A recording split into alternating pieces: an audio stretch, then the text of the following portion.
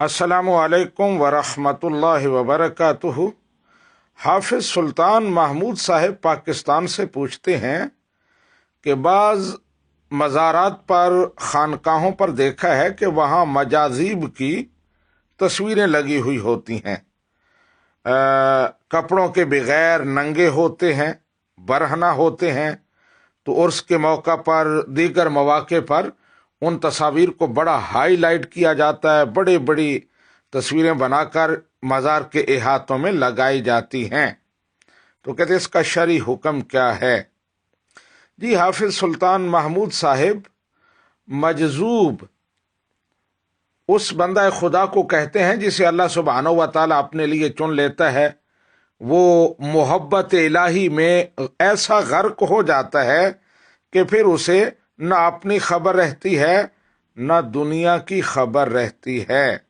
وہ غیر مکلف ہوتا ہے، شرعی احکام کا پابند نہیں ہوتا۔ جیسے کوئی مدہوش آدمی، بے ہوش آدمی شرعی احکام کا پابند نہیں، اسی طرح وہ مجذوب بھی شرعی احکام کا پابند نہیں ہوتا۔ تو ان میں سے کچھ برہنہ بھی پھر رہے ہوتے ہیں، لیکن جہاں تک ہمارا تعلق ہے تو ہم مکلف ہیں، ہمیں شرعی احکام کا پابند بنایا گیا ہے۔ مجذوب تو مرفوع القلم ہیں، غیر مکلف ہیں، لیکن ہم مکلف ہیں۔ تو ہمارا ایسے کسی فقیر کے پاس جانا جو ننگا پھر رہا ہے یہ جائز نہیں ہے، بلکہ اس کو دیکھنا بھی جائز نہیں ہے۔ جب اس کو دیکھنا جائز نہیں ہے تو اس کی تصویریں بنانا اور مزارات پر لگانا وہ بھی ناجائز ہے، غلط ہے، حرام ہے، بہت بڑا جرم ہے۔